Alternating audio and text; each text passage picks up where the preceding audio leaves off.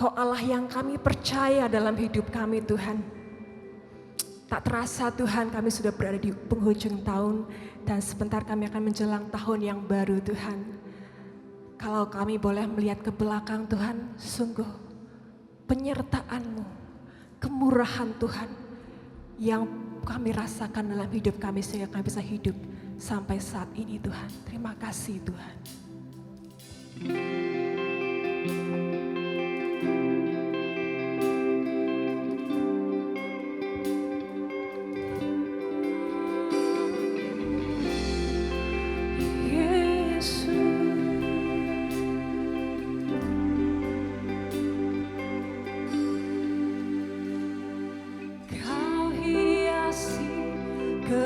Kehidupanku dengan kemurahan-Mu, Kau rancangkan masa depanku penuh dengan harapan.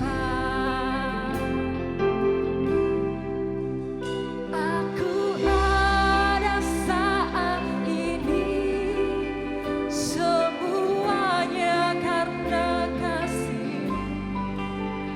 Aku hidup hari ini semua berkat kemurahan-Mu. Terima kasih Yesus, Engkau sangat baik, teramat baik bagiku. Mari beri tepuk tangan buat Tuhan kita. Kau sangat baik, teramat baik dalam hidup kami Tuhan. Bersama-sama kita nyanyikan. Kau hiasi kehidupanku dengan kemurahan-Mu. Kau rancangkan Kau rancangkan masa depanku penuh dengan harapan. sekali lagi nyanyikan. Kau hiasi kehidupanku. Kau hiasi kehidupanku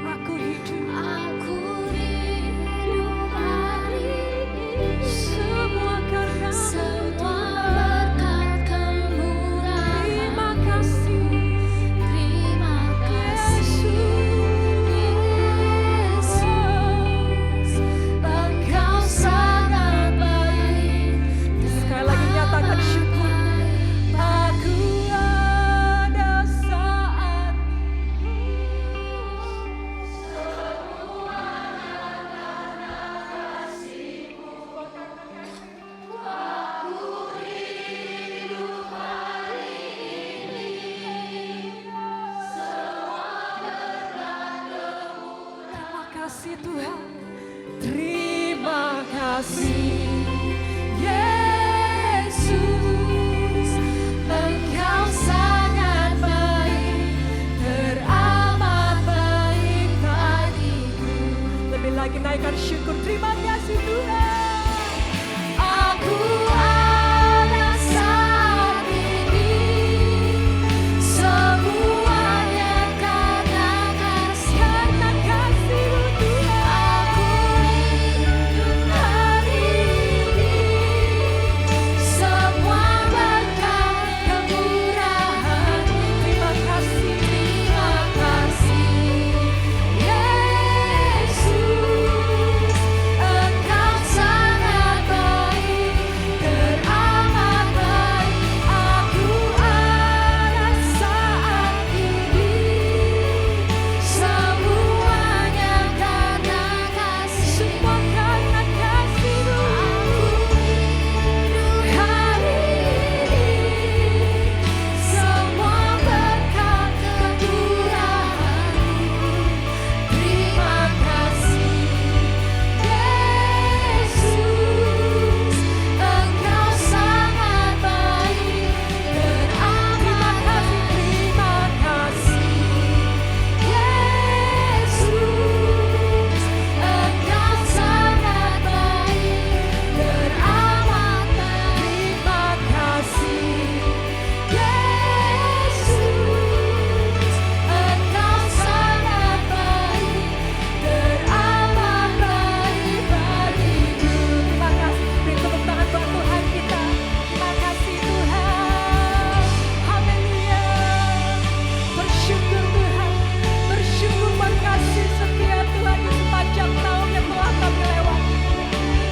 Kami percaya Tuhan di tahun yang baru Tuhan, yang terus pegang hidup kami Tuhan. Kemurahan Tuhan, kasih setia Tuhan terus kami rasakan dalam hidup kami. Terima kasih Tuhan. Oh, terima kasih Yesus. Haleluya.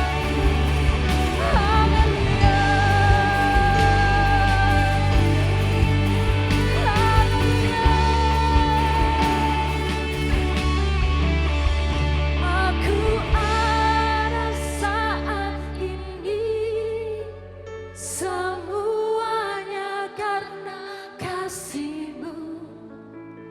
Aku hidup hari ini, semua berkat kemurahan-Mu.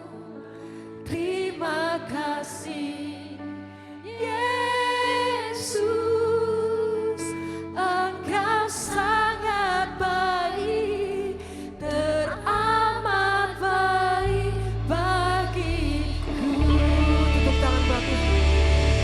Terima kasih Tuhan. Terima kasih Tuhan Yesus. Terima kasih Tuhan Yesus.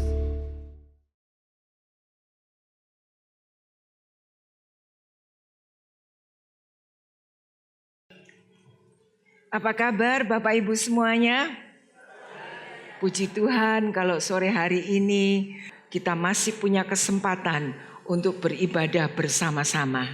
Saudara-saudara, kasih Tuhan tidak berkesudahan bagi hidup saudara dan saya. Kasih Tuhan sangat istimewa bagi hidup saudara dan saya. Kalau sampai saat ini kita masih bisa beribadah, kita memiliki badan yang kuat, badan yang sehat, ini semua hanya karena kemurahan Tuhan. Apa yang harus kita perhatikan sebagai para pengikut Tuhan? Saya beri judul khotbah hari ini adalah bangkit dan jadi terang. Kalau di masa atau di sepanjang tahun 2024 ini kita malas-malasan, aras-arasen, ya, rasanya lemah, lesu. Ayo kita tinggalkan tahun yang penuh dengan kelesuan ini dan kita akan bangkit memasuki tahun yang baru. Kita baca bersama-sama satu ayat saja, Yesaya 60 ayat 1. Kita berdiri bersama-sama, kita baca ayat ini bersama-sama. 2, 3. Bangkitlah, menjadi teranglah, sebab terangmu datang dan kemuliaan Tuhan terbit atasmu. Amin. Silakan duduk. Saudara-saudara, sepanjang tahun 2024 banyak hal yang kita alami. Ada suka, ada duka. Pasti di antara kita pernah mengalami hal-hal itu. Atau mungkin juga yang kita alami pernah membuat kita stres, putus asa, ya, kehilangan pengharapan dan lain-lainnya. Tapi kita dapat melewati semuanya itu karena Tuhan selalu menguatkan dan menyertai kita semuanya. Saudara-saudara, beberapa jam lagi kita akan meninggalkan tahun 2024 dan kita akan memasuki tahun baru 2025. Tentunya memasuki tahun yang baru 2025, kita juga berharap dan berdoa supaya mendapat pimpinan Tuhan, penyertaan Tuhan, pemeliharaan Tuhan bersama dengan kita seperti yang kita lewati tahun-tahun yang lalu. Tuhan itu baik bagi kita semuanya. Karena itu mengalami kebaikan dari Tuhan, jangan kita menjadi orang percaya yang pasif, tapi kita mau menjadi orang percaya yang aktif. Bangkit dari segala kemalasan, bangkit dari segala kelemahan, bangkit dari segala kesukaran yang menghambat. Untuk kita mengalami kemajuan, itu harus kita lawan. Kita harus bangkit untuk dapat melakukan kebenaran dan menjadi terang Tuhan. Haleluya. Di awal penciptaan dunia, Allah lebih dahulu menciptakan terang. Mengapa Allah menciptakan terang? Karena manusia tidak bisa hidup tanpa terang. Saudara pernah mengalami mati lampu? Ada pengumuman mati lampu. Nanti hari ini jam sekian akan mati lampu. Heboh satu rumah. Mau mati lampu, mau mati lampu, mau mati lampu. Kalau mati lampunya siang gak apa-apa saudara-saudara, masih terang. Tapi kalau mati lampunya malam, tentunya tidak membuat kita nyaman. Membuat kita gelisah. Ya, membuat kita bertanya, ini kok nggak nyala-nyala sih? Beberapa waktu yang lalu di PH mati hampir 2 jam, matinya jam 7 malam. Wah, nggak punya lilin saudara-saudara. Hati-hati ya. Jadi saya ingatkan di rumah harus sedia lilin. Ya, lilin itu perlu sekali. Nggak punya lilin nggak bisa nyala dan semuanya gelap. Pakai apa? Pakai HP. Pakai lampunya HP. Lama-lama juga habis kan? Nah, saudara-saudara, semua manusia menginginkan terang dalam hidupnya. Tanpa terang, hidup akan kacau. Tanpa terang, tidak ada damai. Tanpa terang, mungkin kita akan kehilangan kendali. Mungkin kita akan menjadi orang yang suka uring-uringan, marah, sedikit-sedikit marah, sedikit-sedikit naik darah, saudara-saudara, sedikit-sedikit tersinggung, ya, dan lain-lainnya. Dan orang dunia seringkali menyebut yang jahat itu baik dan yang baik itu jahat. Semuanya dibalik. Padahal Tuhan ingin memberikan kita terang supaya kita hidup dalam terang.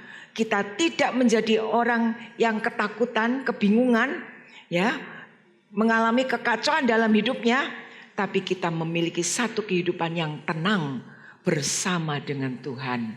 Saudara-saudara, tugas setiap pengikut Tuhan bukan hanya percaya kepada Tuhan Yesus, tetapi juga harus punya kerinduan. Sesudah kita diselamatkan, kita juga bisa menyelamatkan orang yang belum percaya kepada Tuhan Yesus. Bagaimana caranya? Yaitu dengan menjadi terang bagi dunia ini. Kalau kita tidak bisa menjadi terang bagi dunia, bagi orang yang ada di sekitar kita, hidup kita namanya enggak berguna, tidak berdaya guna. Ingat saudara-saudara, kasih Allah itu begitu besar untuk kita semuanya, untuk orang-orang yang terhilang, untuk orang-orang yang belum diselamatkan, agar setiap orang bisa bangkit, mengalami kasih Allah dan memiliki terang di dalam kehidupannya. Saudara-saudara, dalam kehidupan sehari-hari sebagai orang percaya, kita bisa jadi terang untuk sekitar kita melalui teladan hidup. Tunjukkan teladan hidupmu sebagai orang percaya. Apa yang biasa saudara ucapkan setiap hari. Apa yang biasa kita lakukan setiap hari. Jangan bangun tidur sudah marah, sudah cemberut, sudah melakukan hal-hal yang tidak benar. Itu semua ditinggalkan. Karena Tuhan ingin kita menjadi terang bagi sesama kita. Mungkin di antara keluarga kita ada yang belum percaya kepada Tuhan. Jadilah terang bagi mereka. Jadilah terang bagi anakmu. Jadilah terang bagi ayahmu. Jadilah terang bagi ibumu. Jadilah terang bagi nenekmu. Mungkin yang ada tinggal bersama-sama dengan Anda semuanya. Saudara-saudara, kita perlu menjadi terang. Di sekitar abad 20 di Amerika ada seorang wanita bernama Carrie Nation. Wanita ini tiba-tiba jadi wanita yang terkenal. Wanita ini membuka warung, ya, berjualan di warungnya, dan jualannya itu minuman keras, ya. Dan suatu hari wanita ini mendapat jamahan Tuhan. Dia bertobat, mengalami pembaruan dalam hidup, dan dia tidak ingin lagi hidup dengan kehidupan yang lama. Apa yang dilakukan? Dia mengobrak-abrik warung yang menjual minuman, padahal warung itu adalah kehidupan untuk kehidupannya dia. Ya, dia mengobrak-abrik, merusak warung itu sampai semua botol-botol minuman hancur. Warung itu porak-poranda. Saudara-saudara, mengapa dia melakukan hal itu? Karena Carrie Nation ini mendapat panggilan ilahi. Sejak dia berjumpa dengan Tuhan, sejak Tuhan menjamah hidupnya, dia mengalami perubahan dari Tuhan. Perubahan dari Tuhan itu membuat Carrie ini lebih dekat kepada Tuhan. Senang dekat dengan Tuhan. Melalui apa? Melalui kehidupan doa. Saudara-saudara, kehidupan doa itu luar biasa dahsyatnya kalau kita lakukan dengan kesungguhan hati kita. Berapa di antara kita yang masih memiliki kehidupan doa? Itu akan terlihat dari cara kita bergaul, dari cara kita berkata-kata, dari cara kita memberkati sesama kita, dari cara kita berbelas kasihan kepada sesama kita. Miliki kehidupan doa. Karena kehidupan doa itu akan membuat kalian semua, saudara semua, menjadi orang-orang yang dapat memberkati sesama kita. Haleluya. Saudara-saudara, nah, Carrie ini merasa hidupnya luar biasa, sehingga waktu dia membaca Alkitab, dia membaca Yesaya 60 ayat 1. Bangkit, jadi terang, sebab terangmu datang dan kemuliaan Tuhan terbit atasmu. Ayat ini terus mendengung di telinga Carrie, dan dia ingin benar-benar jadi terang. Kemana aku harus jadi terang? Bagaimana caranya aku bisa menjadi terang? Ya, bagaimana aku bisa menunjukkan kemuliaan Tuhan? Terang Tuhan melalui diriku. Padahal diriku ini sangat kotor. Pekerjaanku sangat kotor. Lalu dengan tidak segan-segan dia kembali ke warungnya, ya, diobrak-abrik warungnya sampai rata dengan tanah. Sesudah itu ada kepuasan dalam hidupnya. Mungkin saudara berpikir, wah ini orang gemblung. Masa usahanya diporak-parandakan untuk sama dengan rata dengan tanah, lalu dia merasa puas. Mengapa dia puas? Karena Tuhan sudah menjamah hatinya. Tuhan sudah menjamah pikirannya. Perubahan hidup tidak bisa dilakukan dengan kehendak kita sendiri, dengan kemauan kita sendiri, kemauan orang tua, kemauan anak-anak, tidak bisa. Perubahan hidup hanya bisa dikerjakan oleh kuasa Tuhan. Kuasa Tuhan dapat mengubah yang jelek jadi baik. Anak yang malas jadi anak yang rajin. Anak yang mulutnya bisu tidak bisa memuji Tuhan. Karena perubahan yang Tuhan berikan, dia bisa memuji Tuhan sampai kadang-kadang gak bisa dihentikan. Saudara-saudara, Carrie ini mengatakan, aku tidak melihat diriku, tapi aku melihat Tuhan yang besar bersama denganku. Sehingga aku berani melakukan semuanya itu. Saudara-saudara, banyak pengikut Tuhan Yesus mengatakan, rindu untuk dapat jadi terang bagi sesama. Rindu untuk dapat melayani Tuhan. Rindu untuk dapat menjadi berkat bagi sesama kita. Bagaimana caranya? Lebih dahulu kita harus jadi terang bagi diri kita. Kita harus jadi berkat bagi diri kita. Ya. Baru kita dapat jadi terang bagi sesama kita dan kita bisa menjadi berkat bagi sesama kita. Kalau diri sendiri belum diubahkan, kita tidak akan bisa jadi terang bagi sesama kita. Yang perlu dikerjakan adalah jadilah terang bagi dirimu sendiri. Kalau selama tahun 2024 kita belum jadi terang bagi diri kita, mari kita mohon kepada Tuhan supaya Tuhan memberikan kemampuan bagi kita semuanya untuk kita dapat jadi terang bagi diri kita sendiri. Sehingga kita juga bisa memberkati banyak orang. Nah, ada kisah dalam Hakim-Hakim pasal 4 ayat 1-16, tidak usah dibaca. Ini kisah tentang seorang pahlawan wanita bernama Deborah. Deborah ini punya arti nama yang bagus. Arti namanya lebah atau tawon. Saudara tahu lebah? Tawon? Tawon itu bisa dikatakan baik, bisa dikatakan jahat. Baiknya apa? Baiknya dia memberikan madu untuk kita semuanya. Saudara pernah makan madu? Madu itu asalnya dari tawon. Ya, tapi jahatnya lebah ini tidak bisa diganggu. Kalau diganggu, rumahnya dobrak-abrik, saudara akan disengat. Dan sengatnya itu akan sangat tajam dan melukai. Nah, saudara-saudara, tapi ada pelajaran yang baik dari seekor lebah ini. Ini menunjukkan bahwa kehidupan kita sebagai manusia yang harus kita lakukan seperti lebah ini, berkelompok. Ya, punya komunitas. Lebah ini punya komunitas, punya kawan dan kompak. Saudara-saudara, artinya bukan kompak dalam kejahatan, ya, kompak dalam hal yang baik. Kalau kita kompak dalam kejahatan, ya namanya komunitas yang bobrok. Tapi komunitas yang baik adalah kompak dalam hal yang benar. Saudara-saudara, lebah tidak pernah hidup sendirian, tapi suka berkelompok. Mengapa lebah suka berkelompok? Karena dia suka kerjasama, saling membagi tugas, saling menjaga. Dan kalau ada yang mengganggu rumah lebah, mereka akan keluar bersama-sama dan menyerbu bersama-sama. Siapa yang pernah disengat lebah? Bersama-sama kan? Cuma satu, rugi kalau satu. Ya. Itu lebah biasanya kalau diganggu, saya pernah di STT itu ada kamar yang ada lebahnya.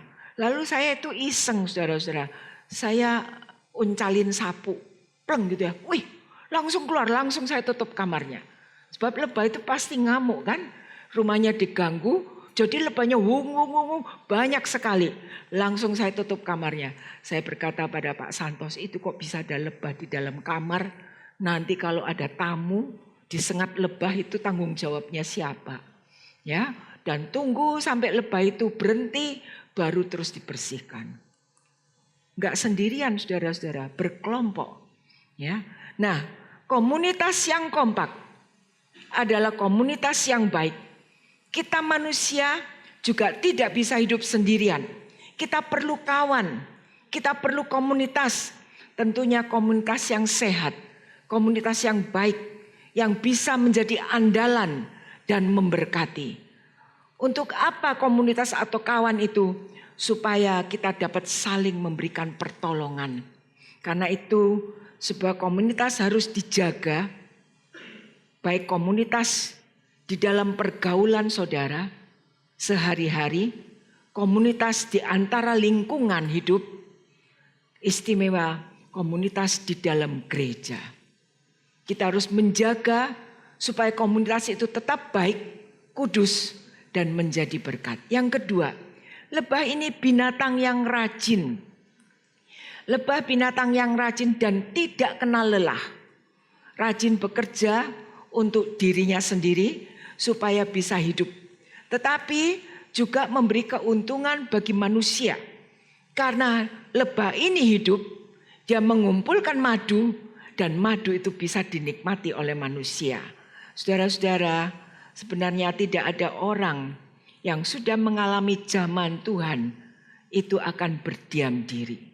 Semua yang sudah mengalami zaman Tuhan pasti punya kerinduan untuk melakukan sesuatu bagi Tuhan dengan talenta yang dimiliki. Besar kecil, banyak sedikit, talenta yang kita miliki itu harus digunakan sebaik-baiknya. Saudara-saudara, saat Tuhan Yesus hidup di dalam dunia, dia juga memberikan teladan bagi kita semuanya.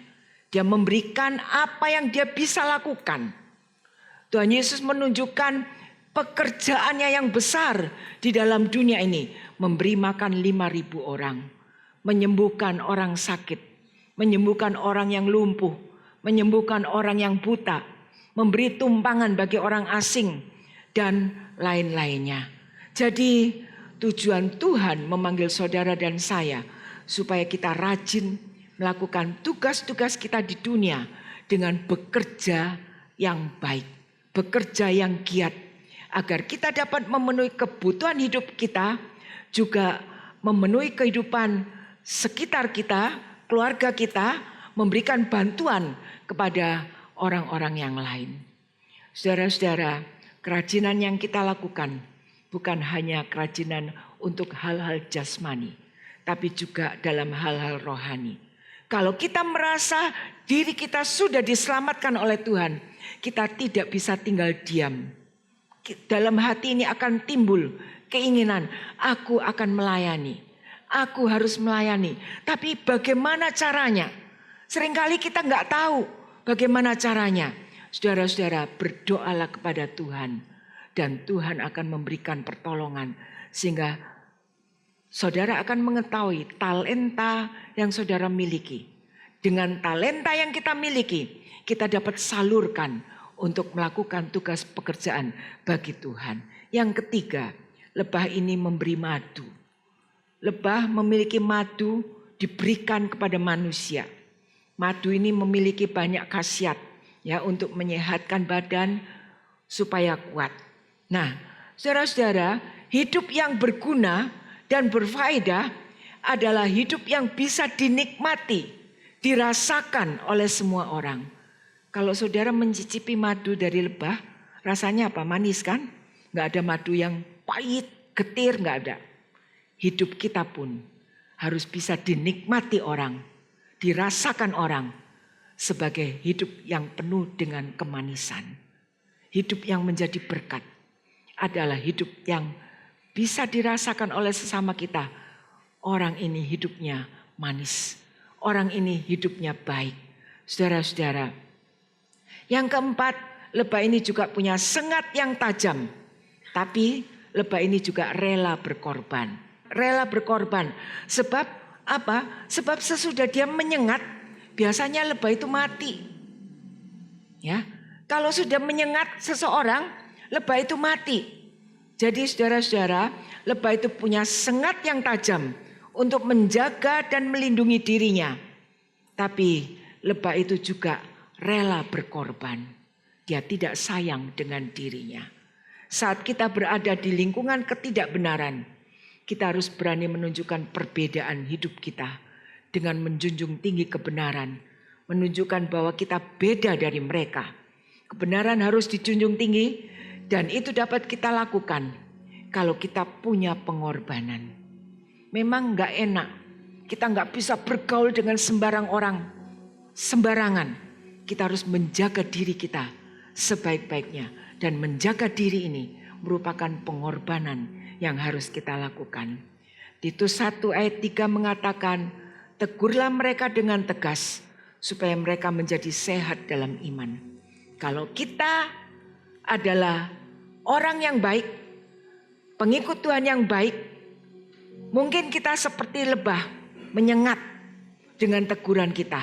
Tetapi kita ingin teguran itu membuat orang itu sehat dan diselamatkan. Haleluya. Saudara-saudara, mari sebelum kita akan masuk dalam acara perjamuan kudus, kita akan mendengar kesaksian dari dua saudara.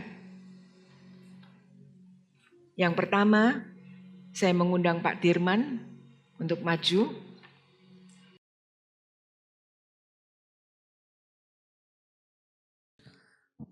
Selamat sore Bapak Ibu Saudara sekalian. Ya, saya harap saudara sekalian dalam keadaan sehat dan juga cukup duit. Ya, karena itu dua hal yang tidak bisa dipisahkan. Ya, pada saat ini sebentar kita akan meninggalkan tahun 2024. Namun saya pribadi kadang mendengar ada suatu pendapat bahwa pada saat ini umur kita bertambah 1 tahun. Tapi di sisi lain ada yang berpendapat bahwa umur kita sudah berkurang 1 tahun. Namun terlepas dari itu semua, saya berpikir, saya berpendapat bahwa hidup ini memang singkat dan terbatas.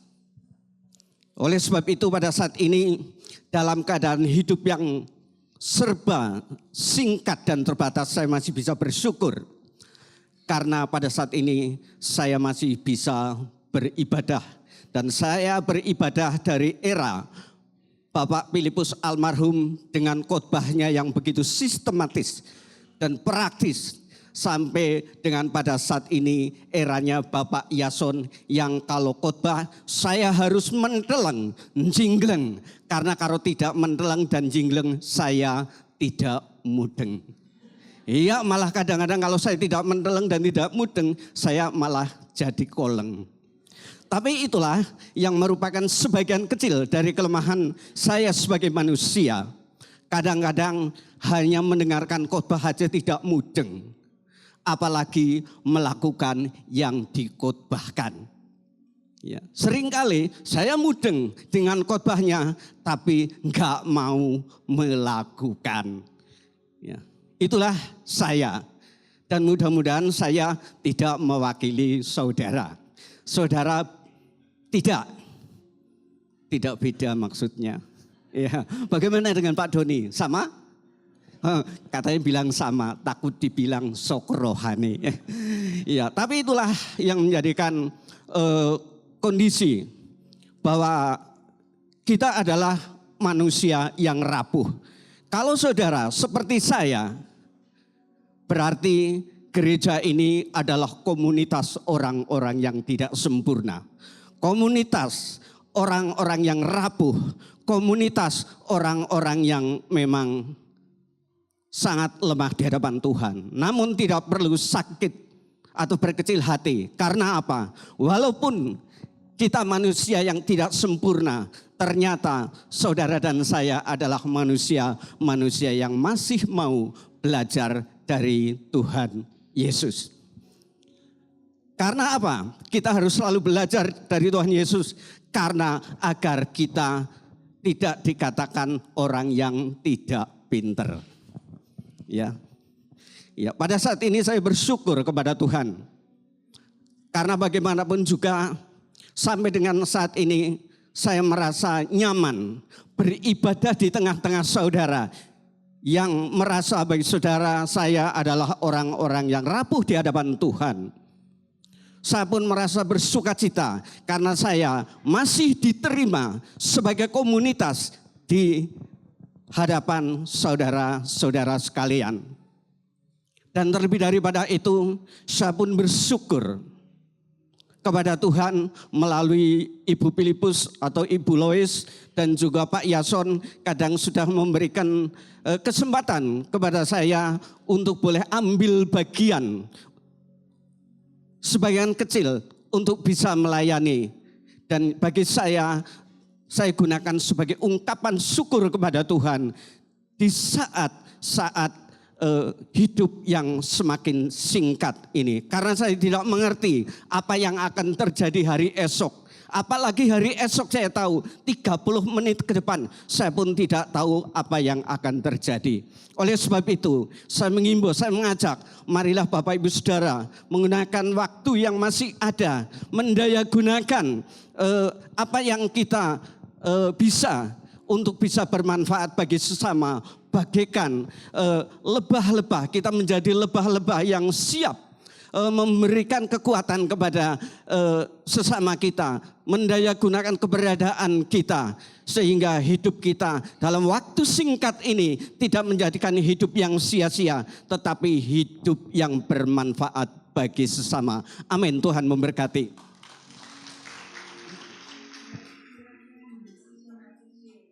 Kita akan mendengarkan sebuah kesaksian lagi dari aktor kita, yaitu Hendry Wijaya.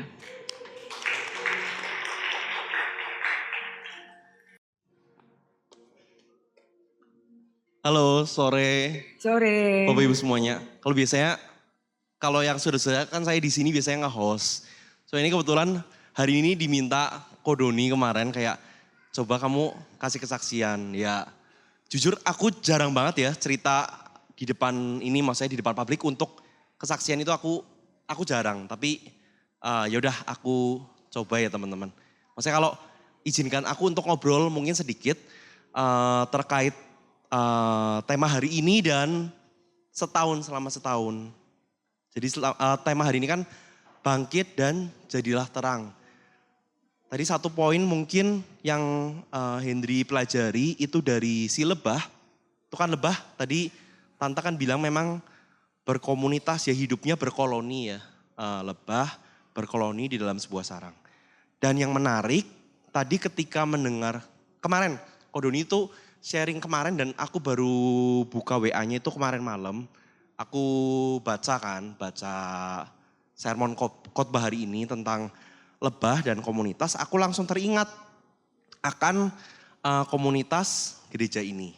Jadi memang kalau boleh sedikit cerita teman-teman, aku happy dan bersyukur banget join dan ada di komunitas TCL ini. Khususnya komunitas Komsel yang adult. Jadi aku baru aktif, benar-benar aktif itu mungkin setahun atau 2 tahun ya Ci. Setahun atau 2 tahun terakhir ini gitu. Dan tadi sempat kebetulan aku duduk sebelahnya Lugas kan, kita satu Komsel, satu grup kecil. Terus tadi aku nggak tahu kenapa somehow aku jadi teringat. Kan kita ada grup WA tuh. Ada grup WA, langsung aku scroll. Jadi singkat cerita kejadiannya ini di 1 Januari tahun ini. Persis setahun yang lalu, tahun ini 1 Januari 2024. Jadi itu 1 Januari jujur momen yang menurut saya cukup rendah buat saya. Jadi waktu 1 Januari saya mengalami ada suatu kejadian, mungkin saya belum bisa ceritakan di depan publik, namun waktu itu saya nggak tahu kenapa terpanggil untuk bercerita dengan Komsel grup kecil saya. Jadi waktu itu sekitar jam 8 malam lebih ya kalau salah, 8.04 berapa gitu, saya itu WA di grup, guys boleh nggak kita conference call jam 9 malam yuk. Nah yang menarik teman-teman, nggak tahu mungkin coincidence juga ya. Jadi itu persis kan setahun yang lalu dan nanti malam kita juga yang adult dan youth itu juga mau ada acara jam 9 malam. Tadi ketika saya buka WA-nya dan saya tunjukin ke Lugas, ke Bro Lugas, settingnya itu saya lihat saya mau conference call itu pukul 9.00 persis. Jadi nggak tahu kenapa itu momennya pas ya mungkin ya. Nah waktu itu saya ngobrol, teman-teman saya lagi mengalami sesuatu, istilahnya lagi mengalami sesuatu dan kondisi saya sedang tidak baik-baik saja. Boleh nggak kita conference call dan ngobrol baik-baik, maksudnya ngobrol, tolong bantu doain saya yuk, kita conference call baik-baik. Lalu beberapa yang bisa waktu itu ada Lugas, ada Lee, ada Kim, lagi pergi orangnya. Kim, terus waktu itu di grup itu ada Betty juga, ada Terang dan lain-lain ya. Waktu itu kita akhirnya ngobrol beberapa conference call dan ngobrol, saya cerita keluh kesah saya, pengalaman saya, problema saya. Dan kita saling mendoakan bareng-bareng. Kita ngobrol beberapa menit, kita saling mendoakan. Dan after that, jujur saya ngerasa sangat lega, sangat plong. Walaupun masalahnya mungkin masih di situ ya. Masalahnya nggak langsung selesai. Tapi saya merasa lega sekali. Lalu kita waktu itu weekendnya kita kumpul di restoran Kalarasa ya kalau nggak salah ya guys. Di Batu Raden weekendnya. Kumpul dan ngobrol-ngobrol. Dan waktu berjalan dan sampailah saat ini di penghujung tahun 2024. Aku jujur gak nyangka banget waktu itu aku ngerasa udah gak kuat, udah hopeless. Kayak aku ngerasa wah this is it. Aku ngerasa kayaknya aku udah done deh. Gak bisa melalui ini 2024. Waktu itu aku ngerasa 1 Januari aja udah seperti ini gimana melaluinya. Tapi ternyata nih teman-teman aku bisa sampai di akhir tahun 2024 dan aku rasa puji Tuhan banget bisa finish quite strong ya teman-teman. Jadi itu thank you banget buat komunitas TCL. Ya, jadi aku sangat mengencourage teman-teman semua di sini dari segala lapisan umur, usia apapun. Itu penting banget teman-teman punya komunitas. Join. Karena benar seperti Tante ngomong, kalau kita sendirian itu kita nggak akan bisa survive long. Kita nggak akan bisa lari, istilahnya kalau orang itu lari cuma bisa sprint. Mungkin kita lari 100-200 meter kuat. Tapi kalau kita lari satu tim, kita bisa estafet, gantian. Itu kita bisa maraton. Berpuluh-puluh kilometer kita kuat gitu. Dan satu hal lagi yang aku mungkin mau share, boleh ya Tante, masih ada waktu sedikit ya. Satu hal lagi itu mengenai pelayanan teman-teman. Jadi aku mungkin baru mulai aktif pelayanan nge-host berapa bulan ini. Semoga Bapak Ibu juga gak bosen. Dan yang menarik adalah yang aku juga masih belajar.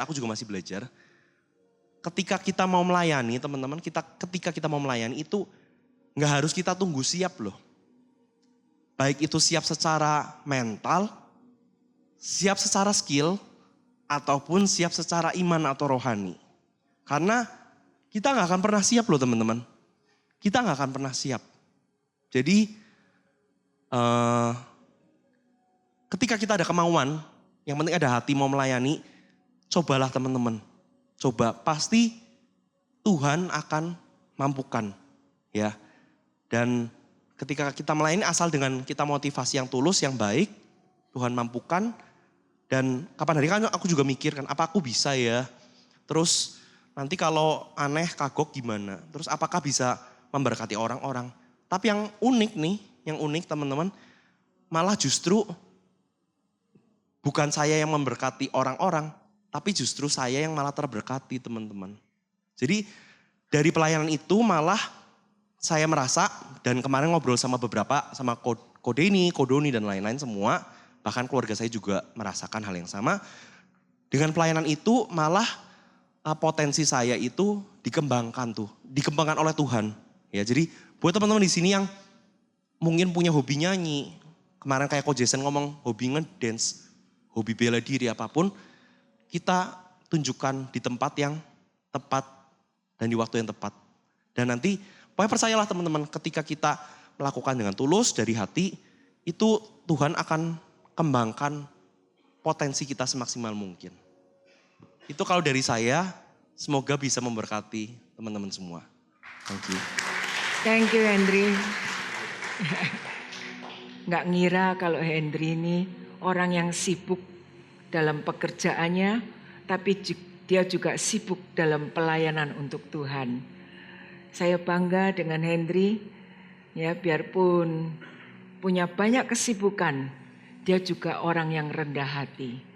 dia bisa membawa keluarganya datang kepada Tuhan, membawa kakaknya bisa beribadah bersama-sama dengan kita. Ini satu kemurahan Tuhan.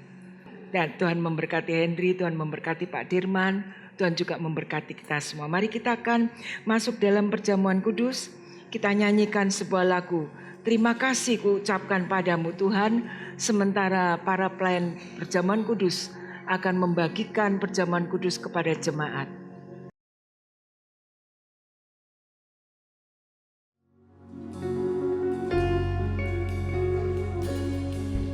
Terima kasih kuucapkan padamu Tuhan atas berkat-Mu yang berkelimpahan. Senantiasa Kau perhatikan seluruh hidupku.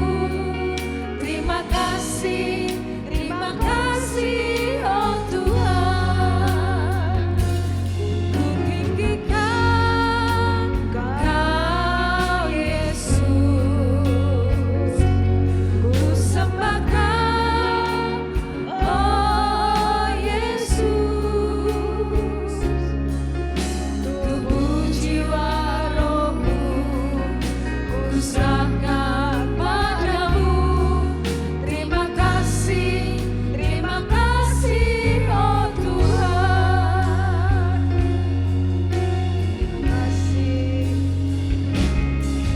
Terima kasih kuucapkan padamu Tuhan atas berkat-Mu yang berkelimpahan. Senantiasa Kau perhatikan seluruh hidupku. Terima kasih oh Tuhan. Tinggikan Kau Yesus. Kita akan berdiri bersama-sama.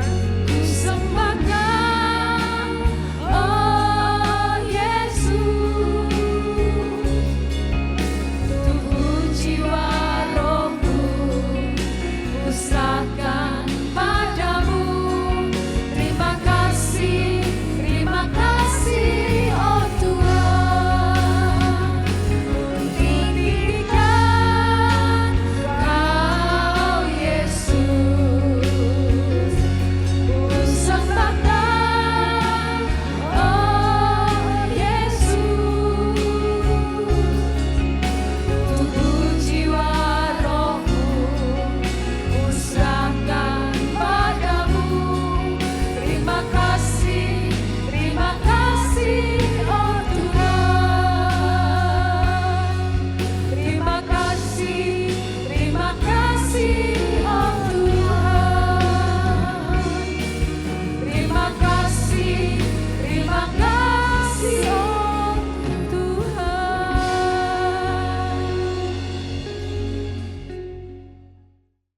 Kami bersyukur kepada Tuhan karena di hari terakhir tahun 2024 ini kami masih dapat kesempatan untuk beribadah kepada Tuhan.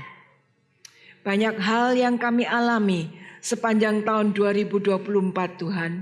Suka, duka, pahit, manis.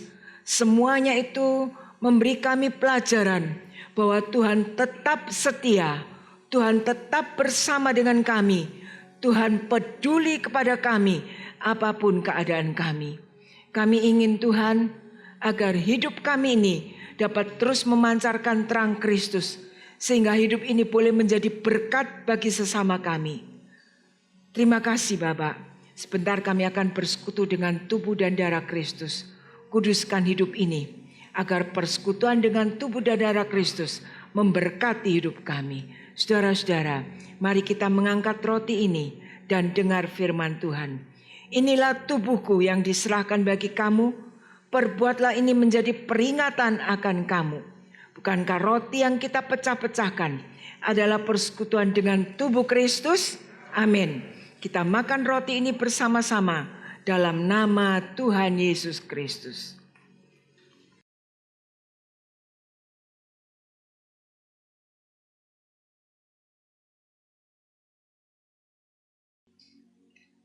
Kita angkat cawan anggur dan dengar firman Tuhan. Bukan kacauan pengucapan syukur, yang atasnya kita ucapkan syukur adalah persekutuan dengan darah Kristus. Amin. Kita minum bersama-sama anggur ini dalam nama Tuhan Yesus Kristus.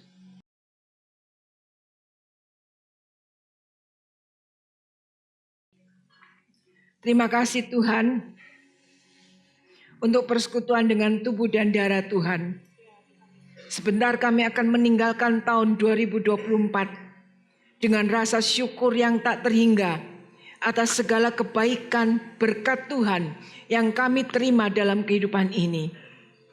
Tolong kami Tuhan, mampukan kami memasuki tahun 2025 bersama dengan Tuhan. Kami tidak tahu apa yang akan terjadi di tahun 2025 ini. Tapi satu hal yang kami tahu dengan pasti, bahwa penyertaan Tuhan atas hidup kami, atas keluarga kami, atas pekerjaan kami, atas gereja kami tidak pernah berhenti. Dan anugerah Tuhan sangat besar bagi kami semuanya.